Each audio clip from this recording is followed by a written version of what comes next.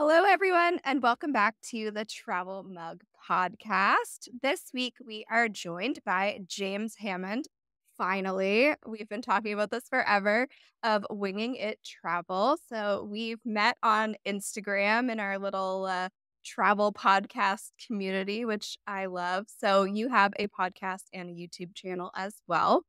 So, James is based in Vancouver, Canada, right now and has visited over 70 countries and has been working and traveling since 2013, which is not yesterday now.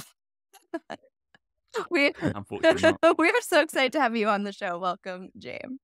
Yeah, thanks guys for having me on. Really appreciate Yeah, it. so like we mentioned, you're currently in Canada, but where are you from originally? And tell us a bit about growing up there. I am from Norwich in England, so east if you like. And Norwich is small. It's known for being a bit inbred, if you like, from You're UK from people. If you spoke to people from London or Manchester or whatever, they say, "Oh yeah, that's way over Yeah. there." And for them, it's a long way to anywhere. But in reality, it's only 2 hour drive from London, right? So it's not that far. But in Canadian style, it's pretty close. But in UK That's style, Yeah. it's pretty close. far. That's just I on the know. road. Yeah, direct trains and stuff. So yeah, yeah, it's a strange mentality towards Norwich. But yeah, as a place, because people see it as far away, it's quite small, quiet. A lot of people stay, don't leave too much. Mm, What you find in Norwich is a lot of people go there to university. It's got one of the best universities in the UK, and then they stay. I think they quite like the vibe. mm. You can fly direct there from like yeah, to Amsterdam, half an hour flight across the water. So yeah, a lot of people like to be based there, and it's got Norfolk Broads and the coast about 20-minute drive away. So Norfolk, which is the county, is got some of the best beaches in the UK. So yeah, it's kind of well known for that. A lot of RAF bases, so a lot of Air Force bases, Right. US and UK. And yeah, nice place to be. Sounds lovely to me. I mean, if I went, maybe I would stay as well. But you Yeah. didn't. So you started working slash traveling in 2013, like we mentioned. Like, where was this idea born from? So had you always been interested in traveling, and how many countries had you actually been to up to that point? So that 2013 time frame. I would say before 2011, end of 2010-11, I was not travel focused at all. It wasn't even a thing because I come from quite I would say a working class background, like very much so. So it was never an option traveling when I was younger. So it never really came into your Mm, thoughts. More about survival and more than anything else. Right. So up until probably 2008, I moved to London to study music. Somehow got in through an audition, and then London was a big jump. I know it's only 2 hours away, but Norwich to London is like going. I don't know where you guys are. It's like going from English Beach to Halifax. right. I don't know, something like Yeah. that. It's that big a jump, right? So it got Right. busier. It's a lot more culture, a lot more going on, and more expensive as well. And I studied music, and then halfway through, uh, I was seeing a girl in Norwich actually for the summer, and she talked to me about travel, and I didn't really know what she meant. And she explained what it meant in terms of you go away for 3 months, not just a week, and you can go to Right. these different places around the world. And then that kind of blew my mind. And then I booked a trip to Australia at the end of 2010 and 2011, start of 2011, to go and watch the cricket. And I couldn't believe Australia existed. Blew my mind. And that's when it really started, I think. You really went far for your first trip there. Kind of went for it. Yeah, yeah. Because I think up to that point, I think you asked how many countries, probably 6 or 7, Right. and most of them, or all of them, in Europe, apart from Australia. So up to 2013, I went to Ukraine as well in 2012. We drove there from London via Poland and France. But yeah, I think most of it was just Europe based, and then Australia was the outlier. And in Australia, I met someone at the cricket who said, "Oh, you just book a work visa and come here." I was like, "What do you mean you just come here?" He goes, "You can stay here for a year or two and just work." I was like, "Oh wow!" So I'm going to do that Yeah. when I finish my degree. So that was the plan. Oh, I love that. Yeah. It's funny, growing up in Canada and we don't have easy access to like other countries besides the US. So Mm. it's so much harder like growing up to um kind of see different places. And I mean, especially for us here in the East Coast of Canada, like our easy access is the East Coast of the US, which a lot of it is pretty similar to the East Coast of Canada. When you're in Yeah. Maine, it's like, it could be Nova Scotia, it could be Maine. Who knows? But you are lucky that you do have that East Coast part. I mean, here it's the West Coast, Yeah, right? But Right. to get to anywhere that's like, if you're looking for a city, is still a 5-hour drive down south, right? To maybe Seattle via the border or Portland, and all of California is a bit further on. But there's nothing much east. I mean, True.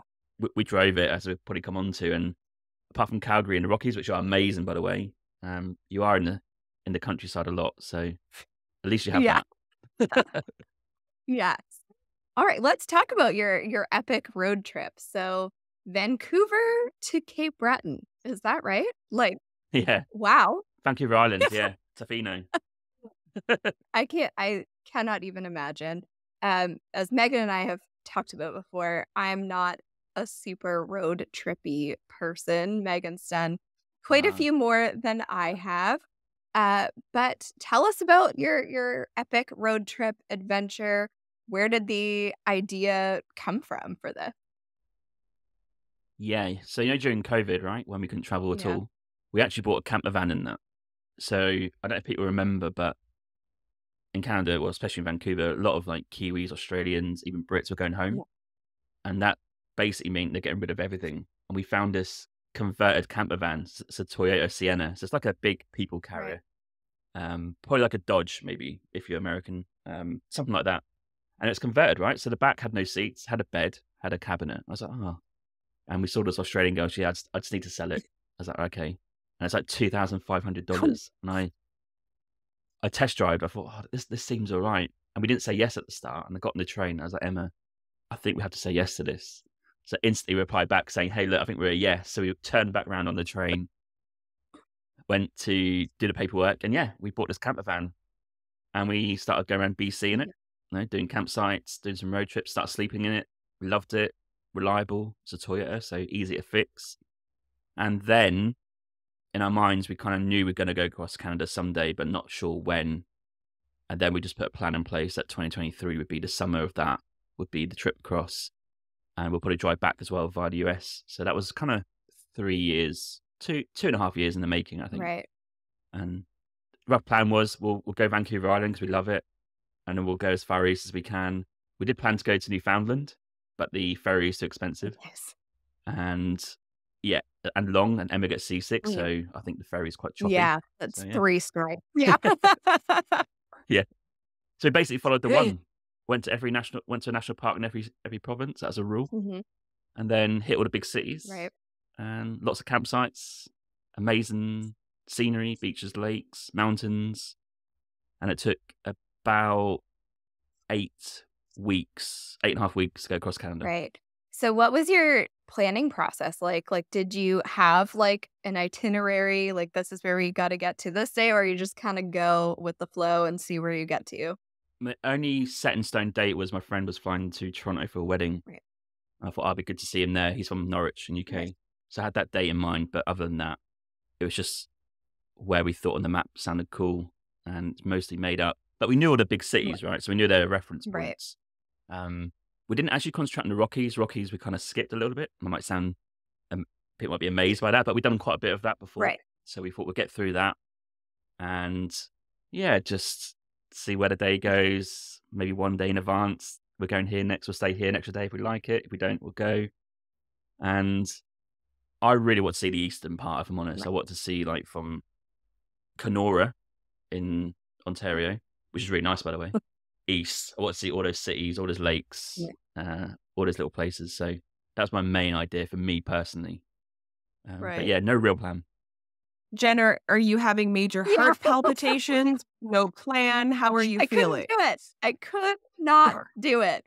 That's I mean, I envy people that can, but it's not the life I can live. I don't know. I'm somewhere in the middle of you two. I'm in the middle. So I'm not a James, but I'm not a Jen. So I can't completely fly by the seat of my own pants either. So But Halifax was on the list. That was a major point because we half considered where to live next, right? That was part of the plan. Oh, Vancouver wasn't excellent. always the place to come back to. Right. So we always planned to stay in the big cities at least 3 or 4 Right. days. Yeah. And then, yeah, in between was just make it up. Yeah. Right. Now, what about highlights and lowlights? Were there any times where, crazy things happen and you're like, what are we doing? Were there times where you're like, this is the most amazing things my eyes have ever seen? Like, talk to us about the highlight moment and maybe a low light moment. Well, the low light, I can start first because I do remember it. It's actually quite early on. We got to a Soyuz Penticton area in BC, which is the desert area right by the border.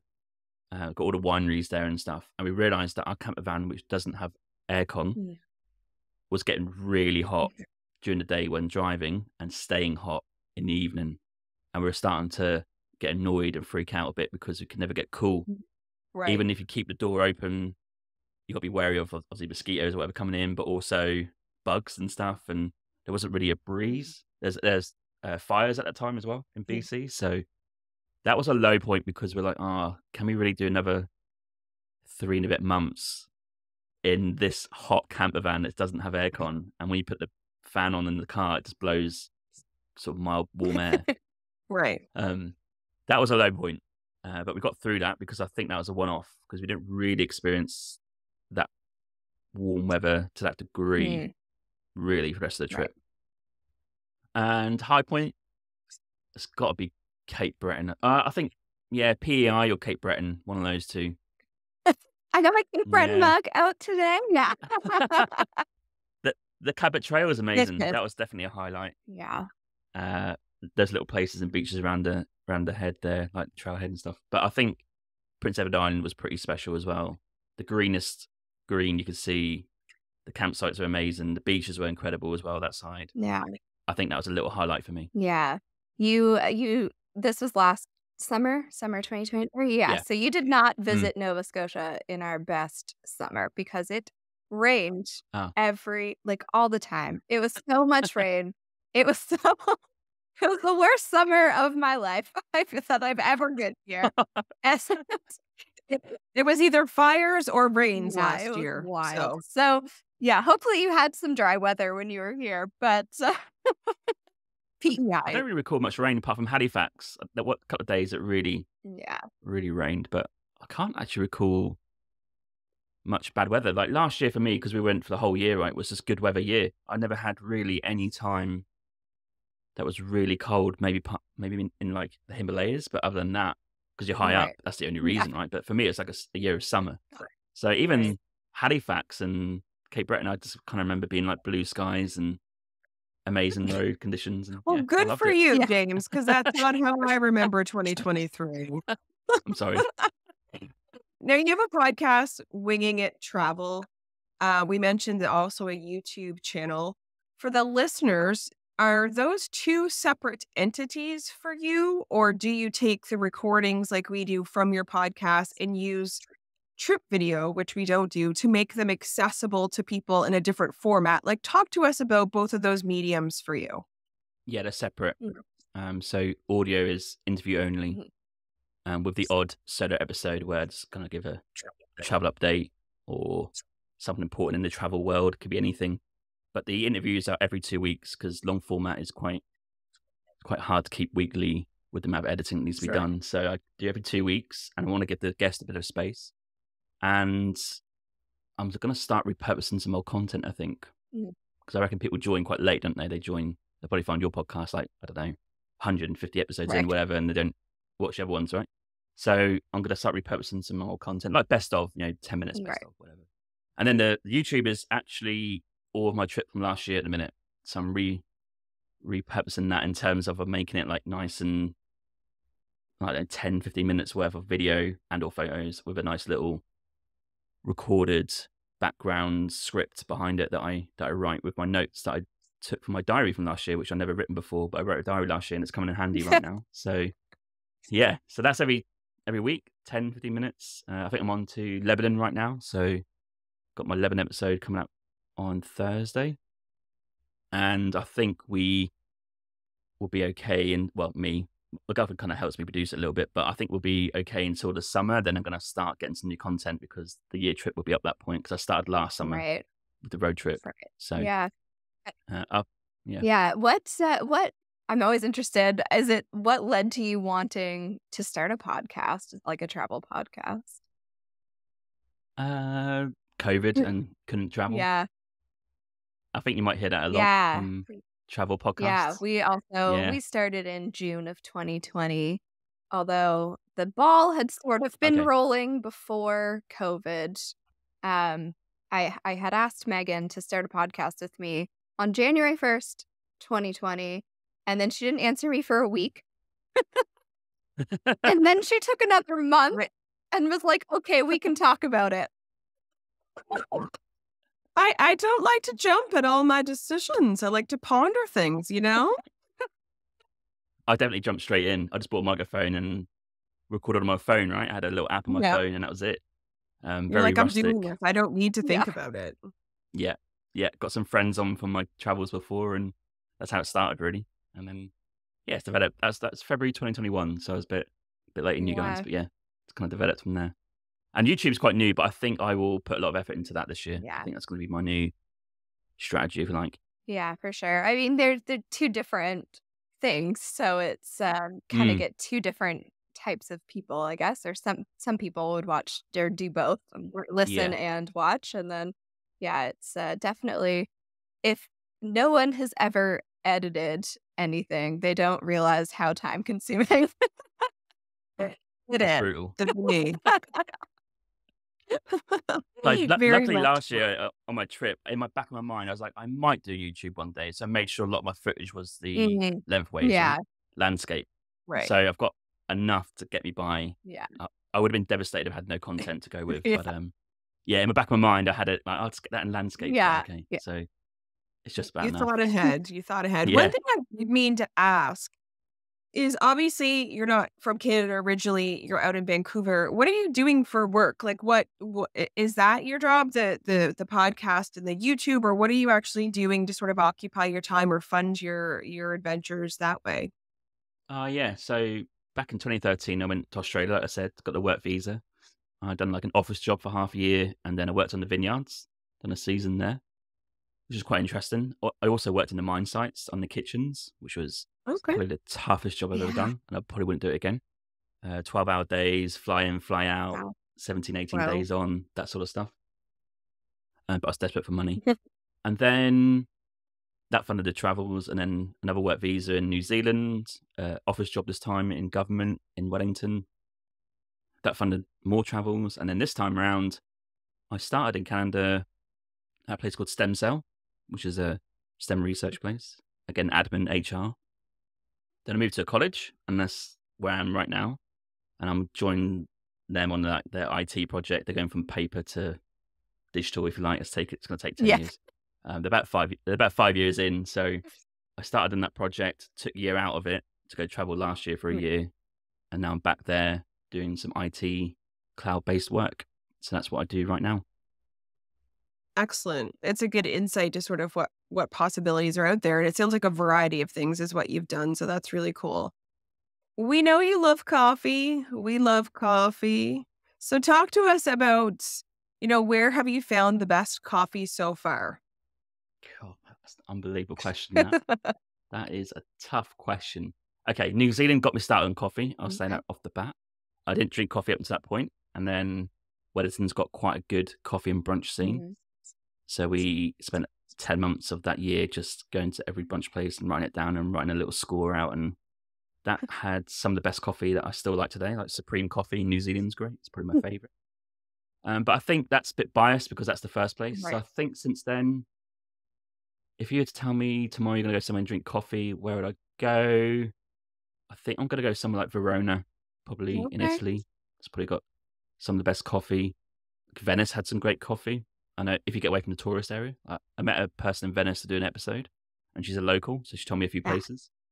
So Italian coffee is a bit generic, but that's Yeah. good. I do love it there as well. And I've got to say Australia has quite good coffee as well, Mhm. I think. Interesting. I guess we have to broaden our horizons, Yeah. Jen, I and would go say there. up until this point for me, Iceland had really good coffee, and I Oh, feel wow. like it was the water because, like, the glacier Yes. water, it was so good, and, during COVID, my husband and I, decided that we were gonna try every independent roastery in Nova Scotia, which I think Nice. we did. I mean, some, got added and maybe we've missed them, but we have tried at least the majority. And I have to say, I have to give a shout out to Nova Coffee here in Nova Scotia. They're in the Annapolis Valley, but oh my gosh, it's a blend called Mariner's Cove. And it is my favorite coffee in the world. It is so Oh, delicious. wow. So yeah, that's what we drink every single morning here at our house. And sometimes when we travel, it's a disappointment. Yeah, That's a I good could point see about the that. water, though. Yeah. Great point. Whoa. Because here is pretty good. Yeah. I think that's because the water's pretty good, right, from the mountains. Yeah. It's not a Yeah, bad I could point. But see then that. to counterpoint that, I went to Oman last year, and Oman had the best coffee scene last year that I saw that somewhere new, Right. right? So Oman, for some reason, had all these amazing coffee shops. Oh, that's Now, really cool. not sure why, but I couldn't believe what I was tasting. So that's a rogue left field Yeah. option for you if you want to go to the Middle East. Definitely, definitely. For us, I would say so far, I remember having coffee in Iceland, but I don't remember it standing out. I'll let you know in Yeah. June when I go back. But we had great coffee in Germany, and I swear it was really strong coffee. And my husband now makes coffee like we're in Heidelberg or something. I don't know what he thinks every morning, but I don't think we've slept since we came home from Europe in 2022 because he just makes the coffee so terribly strong. And I'm just like, we're not in Europe. I don't know what you're trying to prove here. But I've gotten used to it, sadly, and now any weak coffee, I'm like, "What Yeah. is this? This isn't coffee." But I anyway, love it. those are really good tips. They're great. I did start a coffee podcast. Didn't really kick off. I had an idea where I'd travel and do coffee at the same time. Not enough Oh, people were invested, unfortunately. So that's very sad. I've still got hope. Yeah. Yeah, I've got hope in the future, but not right now. But that I might introduce a coffee section on the YouTube channel now that I've got. We'll see. I'm debating Yeah. it. Well, I think you should, I'll be James. there. Yeah. I support that. Well, I'm glad we didn't get those recommendations when we went to East last Yeah. year. That would have been Yeah. great. Yeah. Yeah. I've toyed with the idea of buying a home roaster and roasting beans, but the time commitment to learn sounds so intimidating to me at this point that I'm like, maybe it's a someday project. Maybe a retirement project. I don't know. Well, we met someone in Vancouver Island, so about 4 years ago, right? We first got a camper van and went to Vancouver Island. And this couple had this like garage converted into a cafe coffee place. And we spoke to them, and at that point, they'd just about bought it from this guy who was a roaster. So they're learning the process of roasting coffee. And they're converting the cafe, getting it going. And we went and saw the guy last year in the summer. So he remembered Yeah. us. And he's like, oh, yeah, we saw you like 2-3 years ago. I was like, how's it going? He goes, yeah, it's just kicking off. Like, they've got loads of coffee. People are buying it on the island. They're shipping it out to the mainland. And he's like, yeah, it's a Excellent. bit of a process to learn how to do it, the roasting part. But once you get your own niche Yeah. and you stick to your same process and do your own coffee, and it's the same one that people recognize. And I think there's some legs to it. Yeah. Yeah. Yeah. TBD. Maybe there'll be Travel Mug Podcast coffee brand. That'd be Maybe great. someday. Right. So tell me about travel plans. What do you have? Do you have anything in the pipeline you can share with us? I've got a couple of events. I don't know if you guys go to events for your podcast, but going to Podcast Movement in August Yeah. in Washington, D.C. Nice. Thought I'd try it out and see what happens. Never been to one. Yeah, we haven't been there. And then okay, yeah, I'm not sure what to expect. Yeah. Really. We'll go You let us Yeah. and know. see what happens. Yeah. Yeah. Yeah, I'll let you know if it's good or bad. I'm sure it'll be good. Yeah. And November, I've got a month off, so I'm going to go backpack. I'm going to go to El Salvador, and I'm going to go overland to Guatemala, then southern Mexico before flying back to Vancouver. So that's the only big I trip. have a friend that just did basically that. She started in Mexico, but she did El Salvador and Guatemala, and her Instagram looked amazing. So I'm sure it's gonna Oh be wow! so You great. have to share it with me, Yeah. and I'll get some Yeah, I'll tips. send that. Yeah, Yeah. it looks incredible. Well, El Salvador looks speaking incredible. speaking of El Salvador, we follow Gabriel Traveler on YouTube, and he was just actually in El Salvador not that long ago, and he has a series of videos if you want to check those out as well. Oh, okay. Yeah, I'll check it Oh, out. There will be a Yeah. YouTube series on it for mine as well. I think I'll go and do some proper vlogging there, I think. yeah. Because last year, I don't know what you guys think, but YouTube, right? Last year for me, it was never in the mind or in the thought, yes, I might do YouTube in the Yeah. future, but I was never planning to go and see something because of Right. YouTube, right? So everything you see now is a bit genuine.